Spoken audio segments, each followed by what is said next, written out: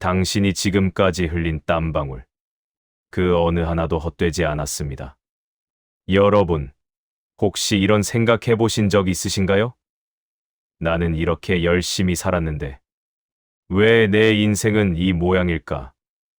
내가 뭘 잘못했길래 이런 고통을 겪어야 하지? 특히 우리 40대, 50대 여성들은 이런 생각을 참 많이 합니다. 자식 키우느라, 남편 뒷바라지하느라, 부모님 봉양하느라 내 인생은 온데간데 없이 사라져버린 것 같은 허무함. 거울을 볼 때마다 낯설어진 내 얼굴을 보며 나는 대체 뭐하며 산 걸까 하는 자괴감. 하지만 부처님께서는 명확하게 말씀하셨습니다.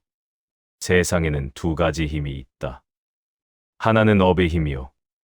하나는 원력의 힘이다. 오늘 제가 여러분께 전하고 싶은 메시지는 바로 이것입니다. 세상은 결코 우리의 노력을 배신하지 않습니다. 다만, 우리가 그 결실을 보는 눈을 제대로 뜨지 못했을 뿐입니다. 김순자 씨, 16세. 그분은 제게 이렇게 말씀하셨습니다.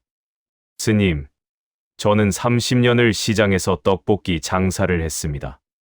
비가 오나 눈이 오나 아프거나 힘들거나 단 하루도 빠지지 않고 그 자리를 지켰어요.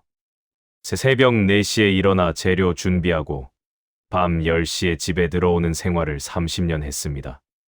그런데 지금 통장에 남은 돈이라곤 겨우 2천만 원. 친구들은 다 자기 집도 있고 노후 준비도 탄탄한데 저는 아직도 전셋집에 살며 노후가 두렵기만 합니다. 제 노력이 헛된 건가요? 저는 그분께 이렇게 여쭤봤습니다. 보살님, 그 30년 동안 보살님의 떡볶이를 먹은 사람이 몇 명이나 될까요? 글쎄요. 하루에 100명 정도는 왔으니까 30년이면 어림잡아 100만 명은 넘겠네요.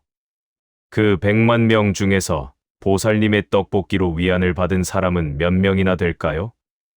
힘든 하루를 보내다가 보살님의 따뜻한 떡볶이 한 그릇으로 마음이 조금이라도 풀린 사람, 보살님의 친절한 미소에 용기를 얻은 사람, 배고픈 학생이 저렴한 가격에 배를 채울 수 있어서 감사했던 사람들 말입니다. 그 순간 순자 씨의 눈에서 눈물이 주르륵 흘러내렸습니다. 부처님의 가르침 중에 인과응보인과잉바오라는 말씀이 있습니다. 모든 원인에는 반드시 결과가 따른다는 뜻입니다. 그런데 우리가 착각하는 것이 있습니다. 그 결과가 항상 내가 원하는 모습으로 내가 원하는 시간에 나타나리라는 기대입니다. 씨앗을 심으면 싹이 납니다. 하지만 벼씨를 심고 내일 당장 쌀을 수확할 수는 없습니다. 사과나무 씨앗을 심고 일주일 뒤에 사과가 열릴 거라고 기대하지 않습니다. 모든 것에는 때가 있습니다.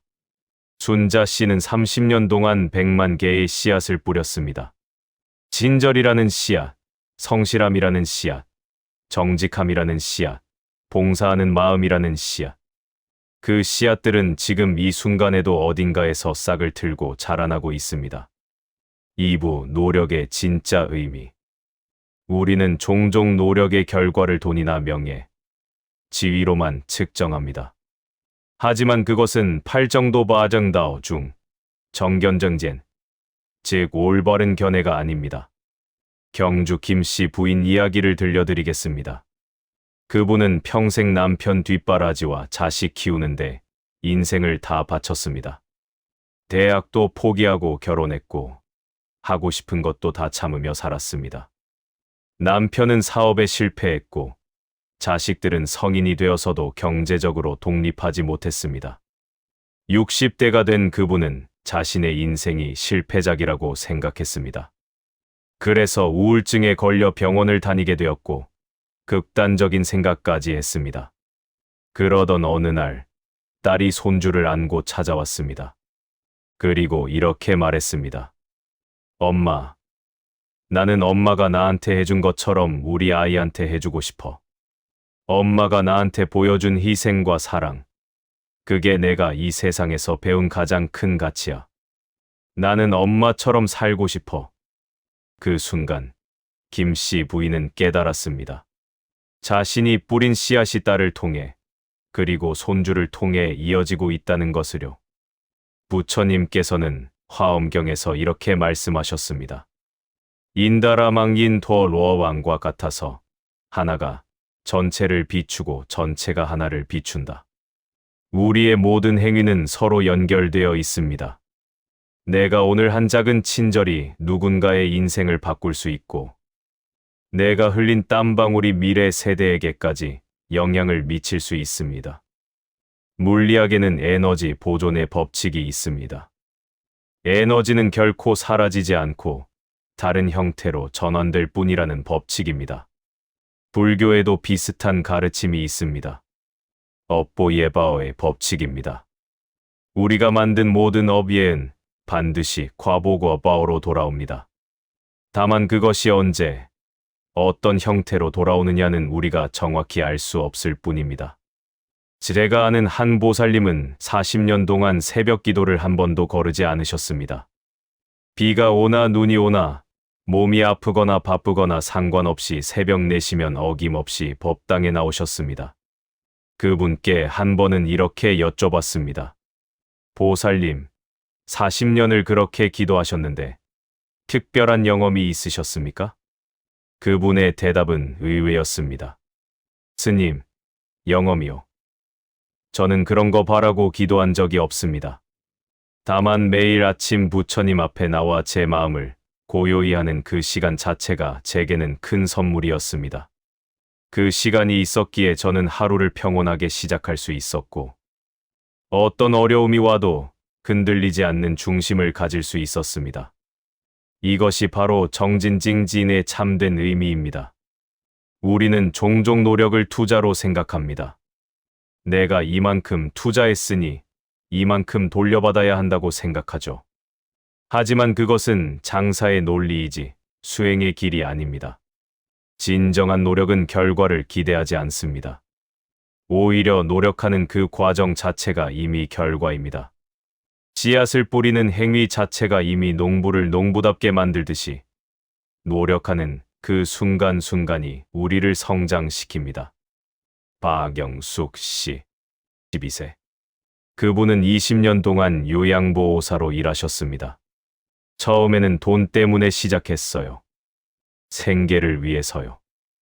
하지만 20년을 하다 보니 이게 제 천직이라는 걸 알게 됐습니다. 제가 돌보는 어르신들이 제 손길을 기다리고 제 목소리를 듣고 미소 짓고 제가 있어서 하루를 견딜 수 있다고 말씀하실 때 저는 제가 이 세상에 꼭 필요한 사람이라는 걸 느낍니다. 이것이 바로 보살도 보사다오입니다. 부처님께서는 수많은 전생을 거치며 보살행을 실천하셨습니다. 어떤 생에서는 굶주린 호랑이에게 자신의 몸을 던지기도 하셨고, 어떤 생에서는 가난한 사람들을 위해 자신의 재산을 모두 나누어 주기도 하셨습니다. 왜 그런 고행을 하셨을까요? 그것이 결국 부처가 되는 지름길이기 때문입니다. 남을 위해 헌신하는 그 순간, 우리는 이미 작은 부처가 되는 것입니다. 영숙 씨는 20년 동안 수백 명의 어르신을 돌봤습니다. 그분들 중 많은 분이 이미 세상을 떠나셨습니다. 하지만 그분들이 임종하실 때 영숙 씨의 손을 잡고 마지막 인사를 하셨습니다. 고맙습니다. 당신이 있어서 외롭지 않았어요. 그 한마디가 영숙 씨에게는 세상 어떤 보상보다 큰 선물이었습니다. 서양 속담에 이런 말이 있습니다. 신은 주사위 놀이를 하지 않는다. 불교에서도 비슷한 가르침이 있습니다. 이 우주는 우연이 없습니다. 모든 것은 연기연치의 법칙에 따라 움직입니다. 연기란 모든 현상이 수많은 원인과 조건에 의해 생겨난다는 뜻입니다. 내가 지금 겪고 있는 상황도 과거의 수많은 인연이 모여서 만들어진 결과입니다. 그렇다면 실패는 무엇일까요? 이선희 씨, 48세. 그분은 15년 동안 작은 카페를 운영하다가 코로나 팬데믹으로 가게를 접어야 했습니다. 빚도 많이 졌습니다. 제 인생 최대의 실패였어요. 15년 동안 쌓아온 모든 것이 한순간에 무너졌으니까요. 그때는 정말 죽고 싶었습니다. 하지만 지금 선희 씨는 온라인으로 베이킹 클래스를 운영하며 더 많은 수익을 올리고 있습니다. 카페를 운영하며 쌓은 노하우와 레시피, 그리고 고객 응대 경험이 모두 자산이 되었던 것입니다. 이제는 알아요. 그게 실패가 아니라 전환점이었다는 걸. 오프라인 카페가 문을 닫지 않았다면 저는 영원히 그 좁은 공간에 갇혀 있었을 거예요. 지금은 전국 어디에 있는 사람이든 제 클래스를 들을 수 있고, 저도 집에서 아이들과 시간을 보내며 일할 수 있어요. 반야심경에 이런 구절이 있습니다. 색즉 시공 공즉 시색서 지실 공지실서. 형체가 있는 것이 곧 비어있음이고 비어있음이 곧 형체가 있습니다. 무슨 뜻일까요? 우리가 실패라고 보는 것도 관점을 바꾸면 새로운 기회입니다. 우리가 손실이라고 생각하는 것도 다르게 보면 배움입니다. 세상에는 절대적인 실패도 절대적인 성공도 없습니다. 모든 것은 우리가 어떻게 보느냐에 달려 있습니다. 최근에 한 연구 결과가 발표되었습니다. 미국의 한 심리학자가 40년 동안 추적 조사한 결과, 어린 시절 부모에게 충분한 사랑을 받은 아이들은 성인이 되어서도 높은 회복 탄력성을 보인다는 것입니다. 그 사랑이 꼭 물질적인 것일 필요는 없었습니다. 오히려 부모가 보여준 헌신, 희생, 인내의 모습이 아이들에게 더 큰 영향을 미쳤습니다. 여러분이 자식을 위해 밤늦게까지 일한 그 시간들, 아픈 몸을 이끌고 도시락을 싸준 그 새벽들, 하고 싶은 것을 참고 자식 학원비를 낸 그 순간들, 그 모든 것이 지금 당장 눈에 보이는 결과로 나타나지 않을 수도 있습니다. 하지만 그 사랑은 자녀의 DNA 깊숙이 새겨져서 그들이 인생의 어려운 순간을 만났을 때 힘이 되어줄 것입니다. 그들이 부모가 되었을 때 자녀를 대하는 방식에 영향을 미칠 것입니다. 그리고 그것은 다시 손주 세대로 이어질 것입니다. 이것이 바로 공덕공대입니다. 공덕이란 눈에 보이지 않지만 영원히 사라지지 않는 가치를 말합니다. 물질적인 재산은 언젠가 사라지지만 공덕은 생생세세 우리를 따라다니며 보게 됩니다. 경제학의 복리풀이라는 개념이 있습니다. 이자에 이자가 붙어서 기하급수적으로 증가하는 현상을 말합니다. 노력도 마찬가지입니다. 오늘 당신이 친절을 베풀면 그 친절을 받은 사람이 또 다른 사람에게 친절을 베풉니다. 그렇게 친절이 확산되면서 결국 다시 당신에게 돌아옵니다. 아마도 전혀 예상치 못한 방식으로요. 실제로 제가 경험한 일입니다. 20년 전, 제가 아직 젊은 수행자였을 때 한 할머니를 만났습니다.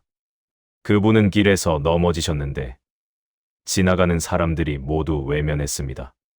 저는 그분을 일으켜 세우고 병원까지 모시고 갔습니다. 그분은 가난한 분이셨고 제게 아무런 보답도 하지 못했습니다. 다만 제 손을 꼭 잡고 스님, 복 받을 거예요 라고 하셨죠. 그로부터 15년 후 저희 절에 큰 문제가 생겼습니다. 건물이 노후되어 수리가 필요한데 돈이 없었습니다. 그때 한 기업가가 찾아와서 거액을 시주하겠다고 했습니다. 알고 보니 그분이 바로 20년 전 제가 도와드렸던 할머니의 아들이었습니다. 어머니가 돌아가시기 전에 그 일을 말씀하셨고 스님을 꼭 찾아뵙고 은혜를 갚으라고 유언을 남기셨다는 것입니다. 이것이 바로 인과응보의 법칙입니다. 선한 씨앗은 반드시 선한 열매를 맺습니다. 다만 우리가 그 시기를 알 수 없을 뿐입니다. 세상은 우리에게 성공의 기준을 강요합니다. 큰 집, 좋은 차, 높은 지위, 많은 돈. 하지만 그것이 진짜 성공일까요? 법구경에 이런 구절이 있습니다. 자기 자신을 이기는 것이 전쟁에서 1000번 이기는 것보다 낫다. 진정한 성공은 외부의 것을 얻는 것이 아니라 내면의 평화를 얻는 것입니다. 조혜진 씨, 51세. 그분은 대기업 임원이었습니다. 연봉도 높았고 사회적 지위도 있었죠. 하지만 매일이 전쟁이었습니다. 스트레스로 불면증에 시달렸고 가족과의 관계도 엉망이었습니다. 어느 날 건강검진에서 암 판정을 받았습니다. 다행히 초기였지만 그것이 그분의 인생을 바꾸는 계기가 되었습니다. 회사를 그만두고 시골로 내려가 작은 카페를 열었습니다. 수입은 10분의 1로 줄었지만 행복은 10배로 늘었다고 합니다. 이제야 알았어요. 제가 그동안 쫓아온 성공이라는 게 사실은 남들의 기준이었다는 것을요. 진짜 제가 원하는 건 조용한 아침, 새소리, 손님들과의 따뜻한 대화, 그리고 밤에 편안히 잠드는 것이었어요. 부처님께서는 사성제스성디를 통해 고통의 원인과 해결 방법을 제시하셨습니다. 첫 번째, 삶은 고통이다 고디. 두 번째, 고통의 원인은 집착이다 지디. 세 번째, 집착을 놓으면 고통이 사라진다 미에디. 네 번째, 고통을 없애는 방법이 있다다 어디. 우리가 끊임없이 불행한 이유는 우리가 원하는 것을 얻지 못해서가 아니라 얻어도 만족하지 못하고 또 다른 것을 욕망하기 때문입니다. 진정한 성공은 많이 가진 것이 아니라 적은 것에도 만족할 줄 아는 것입니다. 구부 오늘부터 다르게 살기. 그렇다면 우리는 어떻게 살아야 할까요? 첫째, 지금 이 순간에 충실하세요. 과거를 후회하고 미래를 걱정하느라 현재를 놓치지 마세요. 지금 이 순간 당신이 하는 일에 온전히 집중하세요. 설거지를 하든 청소를 하든 그 순간을 명상처럼 대하세요. 둘째, 작은 친절을 베푸세요. 거창한 봉사가 아니어도 됩니다. 엘리베이터에서 만난 이웃에게 미소 짓기, 마트 직원에게 고맙다고 말하기, 길에 떨어진 쓰레기 줍기. 이런 작은 행동 하나하나가 공덕을 쌓는 것입니다. 셋째, 자신에게 친절하세요. 우리는 남에게는 관대하면서 자신에게는 가혹합니다. 당신은 이미 충분히 잘하고 있습니다. 완벽하지 않아도 괜찮습니다. 오늘도 최선을 다한 자신을 칭찬해 주세요. 넷째, 비교를 멈추세요. 남의 잔디가 더 푸르게 보이는 건 당연합니다. 하지만 그들도 그들만의 고민이 있습니다. 당신은 당신의 길을 가면 됩니다. 부처님도 각자의 근기에 맞는 법을 설하셨습니다. 다섯째, 감사하는 습관을 가지세요. 매일 자기 전에 오늘 감사한 일 3가지를 떠올려 보세요. 아침에 떠오른 햇살, 따뜻한 밥 한 끼, 웃어준 손주의 얼굴. 감사는 우리의 시선을 부족함에서 풍요로움으로 바꿔줍니다. 맺은 말 당신의 노력은 우주가 기억합니다. 사랑하는 보살님들.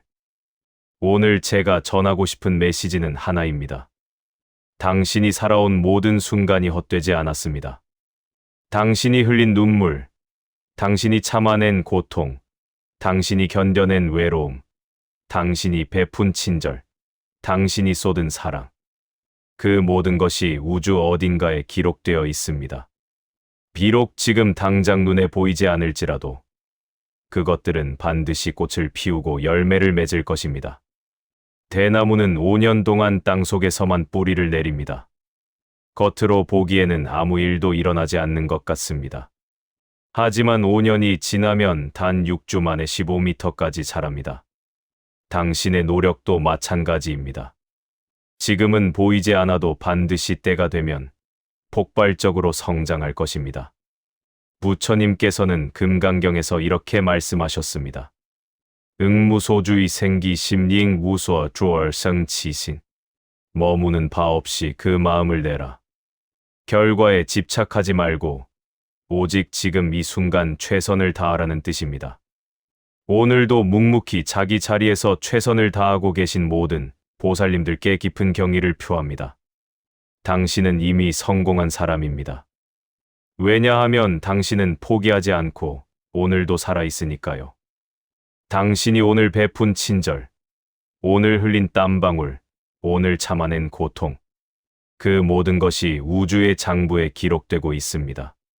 세상은 결코 당신의 노력을 배신하지 않습니다. 다만 우리가 조금 더 인내심을 가지고 조금 더 넓은 시야로 조금 더 깊은 믿음으로 기다릴 수 있기를 바랍니다. 나무 석가모니 부처님, 당신의 오늘 하루가 그 자체로 공덕이 되기를, 당신의 모든 노력이 언젠가 아름다운 꽃으로 피어나기를 간절히 기원합니다. 감사합니다. 나무 아미타불 관세음보살.